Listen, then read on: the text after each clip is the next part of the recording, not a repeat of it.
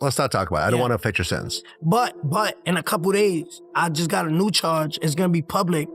I just caught a new case. Rapper Tekashi 6ix9ine was denied bail as he faces racketeering and firearms charges. A judge ruled the Brooklyn native was a likely danger to the community, and a prosecutor said there was evidence that he directed or participated in multiple acts of violence as part of a gang. Remember, this interview is shot before the ruling. I'm being prosecuted for defending myself. Picture this. You're standing in front of a federal judge thinking you're slick enough to dodge real time with some story about being a victim, expecting sympathy like it's guaranteed. But then, boom, the judge looks at you with that cold stare, remembering every lie you ever tried to slide past him, and hits you with a reality check so hard it echoes in the courtroom. That's exactly the mess Tekashi 6ix9ine walked himself into. He really stepped into federal court acting like he could run game on a system that's been dealing with smooth talkers and manipulators since way before he was even part of the picture. This man truly believed he could flash some documents like he was hosting a PowerPoint in a boardroom and somehow convince a federal judge to feel sorry for him. And the wildest part, he didn't just fail. The whole thing blew up in his face in a way nobody could miss. It was like watching someone try to outplay a chess master while barely knowing how the pieces move. But here's where it gets even deeper. This wasn't just a one-day courtroom embarrassment, not at all. This was the explosion at the end of a fuse he lit years ago. From the moment of his original arrest, to the snitching situation that had people all over the streets heated, to the non-stop harassment he faced everywhere he went, all the way to that mall incident that violated his probation and pushed everything past the breaking point. Every move he made came back around, stacking up like dominoes waiting to fall, until the whole line collapsed right in front of that judge. And once it did, there was no smooth talking, no presentation, no excuses that could save him. And then we get to that courtroom moment where Tekashi really thought he was the sharpest mind in the whole building, ready to outplay everyone, like he had the winning move locked in. But stay locked in till the very end of this breakdown, because I'm about to walk you through how he went from thinking he'd stroll out the courtroom smiling to getting slapped with 3 months in federal jail so fast it left the room buzzing. And trust me, the way that judge fired back at him was straight up ruthless. In November 2018, everything crashed down. Federal agents pulled up with zero hesitation and arrested 6ix9ine on charges so heavy they could crush entire careers: racketeering, conspiracy to commit murder, armed robbery, and drug trafficking. This wasn't some regular street dispute or a minor incident you can talk your way around. This was the major leagues, federal RICO charges, the type that makes grown men freeze, because they know those charges can lock you away forever. Rapper Tekashi 6ix9ine was denied bail as he faces racketeering and firearms charges. A judge ruled the Brooklyn native was a likely danger to the community, and a prosecutor said there was evidence that he directed or participated in multiple acts of violence as part of a gang. The government had been locked in on the 9 Trey crew for years, stacking evidence, tracking movements, and building a case strong enough to knock down the whole organization in one sweep. When 6ix9ine got scooped up, he wasn't just looking at a few years. He was staring straight at a potential life sentence. Imagine that. Life in a federal cell for someone who came up in Brooklyn just trying to rap, chase money, and turn fame into a lifestyle. That's not just time. That's the end of the whole movie. And the feds weren't guessing. They had everything lined up. Wiretaps, surveillance footage, testimonies from people inside the circle. They had him cornered from every angle. He saw the writing on the wall, and he knew the situation was bad. Real bad. That's when the story takes a sharp turn. With the reality of spending forever behind bars staring him down, 6ix9ine made a choice that would flip everything upside down. He decided to cooperate with the government. In the streets, people call it being a snitch, a rat, whatever label they throw around.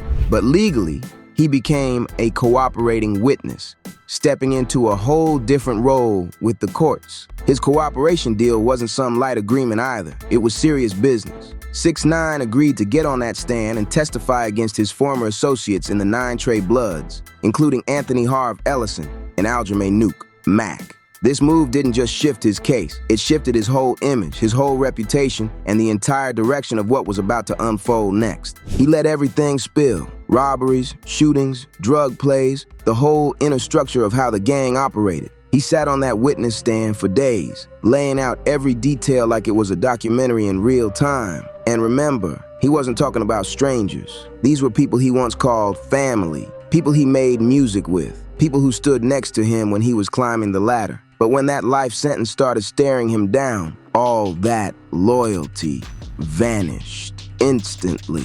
The prosecution used his testimony like a wrecking ball. With what he handed them, they locked up multiple members and tore down a major chunk of the 9-Trey organization. It wasn't just a crack in the foundation. It was the whole structure collapsing. And because of everything he revealed, his potential life sentence didn't just shrink, it got chopped down dramatically.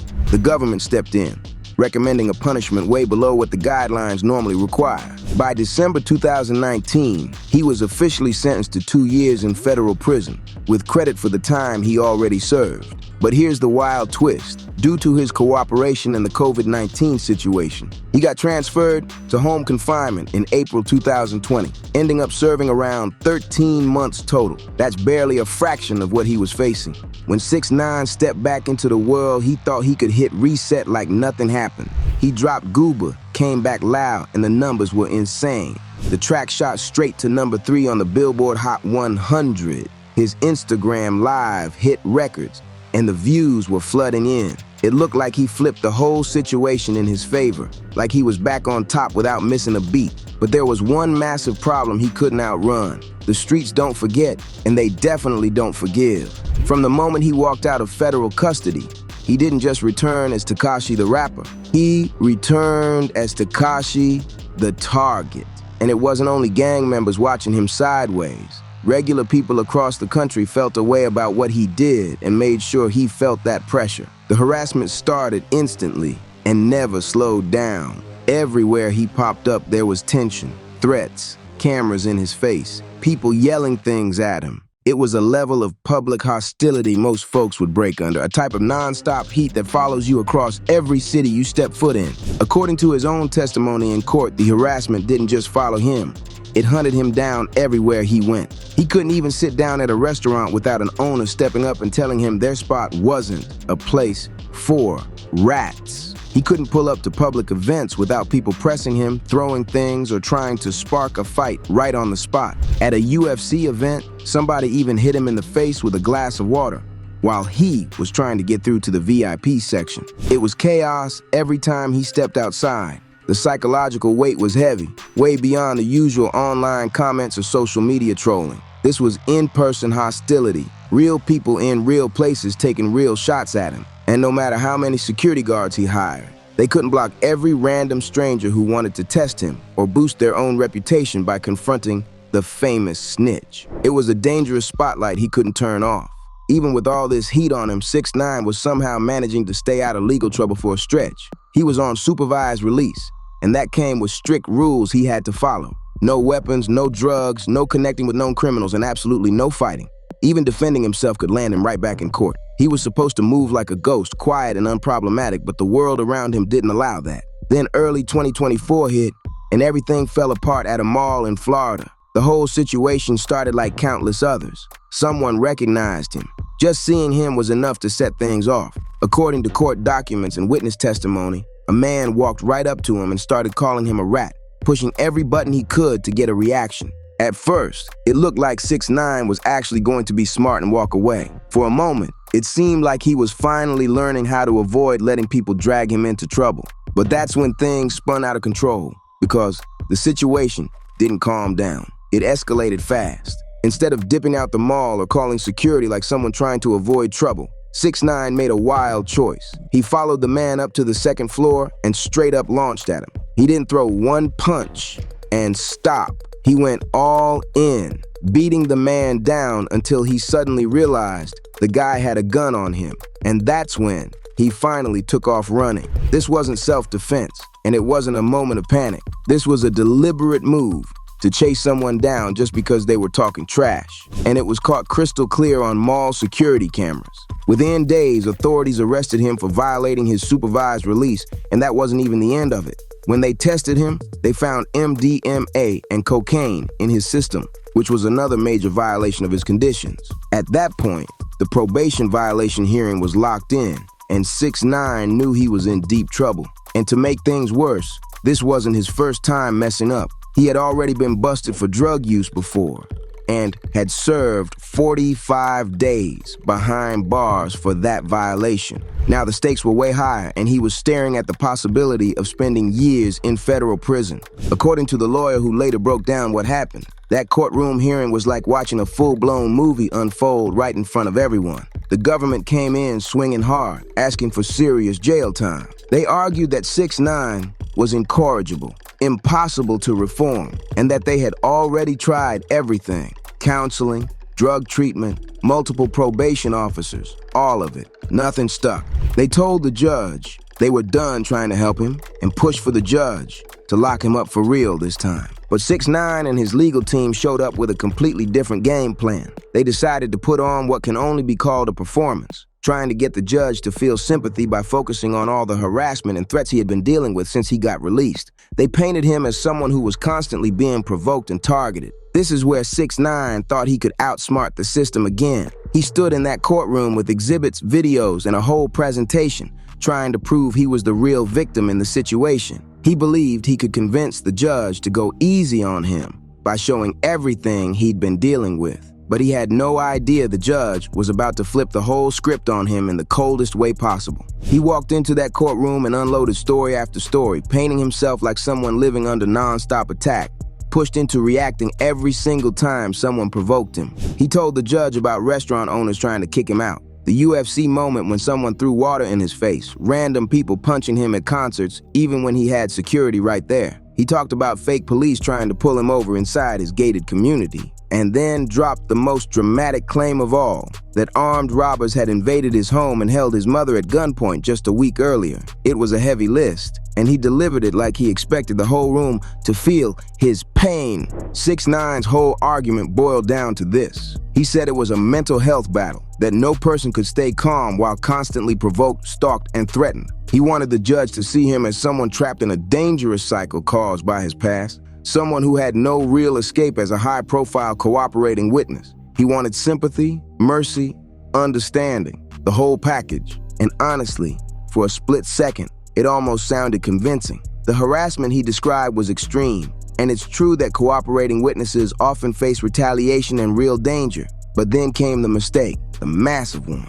6ix9ine forgot who he was talking to, a federal judge, not some rookie who could be swayed by a dramatic speech. Federal judges don't climb the ladder by being fooled easily, and this judge was about to prove that in the coldest way possible. While 6ix9ine kept selling the idea of being harassed nonstop at restaurants and public events, the judge started noticing something that didn't sit right. The judge remembered something crucial. 6ix9ine had been released early from prison in April 2020 because of COVID-19. And that detail alone opened the door to a major contradiction the judge wasn't going to ignore. The moment the judge connected the dots, the entire tone of the courtroom shifted, because 6ix9ine had no idea he had just set himself up for one of the most brutal reality checks a courtroom had ever seen. When 6ix9ine asked for early release, he told the court his asthma made him especially vulnerable to the virus, saying he needed to get out so he could isolate and stay safe. The judge agreed out of compassion, believing his health was genuinely at risk.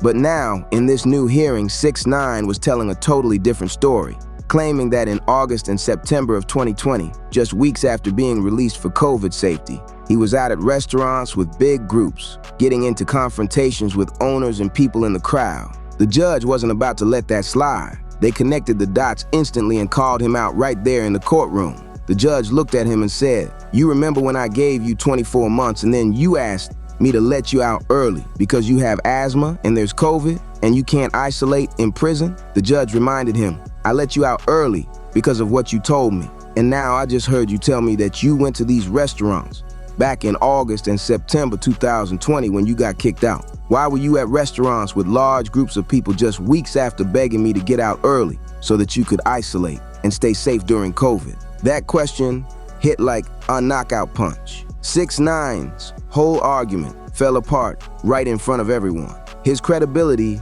didn't just crack, it shattered on the spot. He had been caught in a major contradiction with no way to spin it or explain it away. If he was truly terrified of COVID and needed early release for his health, why was he immediately going to crowded restaurants, arguing with people, and putting himself in the exact environment he claimed was too dangerous for him to survive in prison? In that moment, The judge exposed everything, showing the court that 6ix9ine would say whatever sounded convenient in the moment if it helped him get what he wanted. The whole sympathy angle crumbled, and the courtroom could feel it. He wasn't just losing the judge's patience, he was losing the judge's trust completely. But the judge wasn't finished yet, not even close. They shifted straight into the drug violations and reminded everyone that this wasn't the first time 6ix9ine had gotten caught dirty. The judge pointed out how wild it was for him to claim he didn't know the substances contained illegal narcotics, especially when the test came back showing MDMA and cocaine in his system. That excuse didn't hold any weight, and the judge made that very clear. Then they moved on to the mall fight. The judge admitted that yes, 6ix9ine was provoked, but being provoked doesn't erase choices. The judge broke it down plainly. He could have walked away, he could have called security, he could have left the mall altogether. Instead, he decided to follow the man to another floor and attack him. That's not self-defense. That's a conscious choice to escalate the situation into violence. And the judge wasn't about to pretend otherwise. After going through all the evidence, all the testimony, and all the contradictions, the judge delivered the verdict: 3 months in federal prison, plus more supervised release on top of that. It wasn't the maximum he could have been hit with, but it was a firm reminder that manipulation, excuses, and dramatic storytelling weren't going to save him in a federal courtroom. But here's the bigger picture. This whole situation shows something way deeper than just one rapper getting sentenced. It's a real-life lesson about what happens when someone tries to live multiple identities at once. The street identity, the celebrity identity, and the cooperating witness identity. Trying to juggle all three is like trying to walk a tightrope in the middle of a storm. 6ix9ine thought he could navigate every world at the same time without facing the fallout. But life doesn't work like that. Every decision carries weight, and every choice has consequences. And in that courtroom, the consequences finally caught up to him loud and clear. And some bridges, once they burn, can never be rebuilt, especially when you're dealing with the federal system. Those courts don't play games, and those judges have seen every trick, every excuse, every dramatic performance long before 6ix9ine ever stepped into their courtroom. When he tried to run that sympathy play, acting like he was the victim while his own past statements completely contradicted his story. He didn't just fumble, he showed the entire room exactly what not to do in a probation violation hearing. At the end of it all, he walked away with 3 months in federal jail.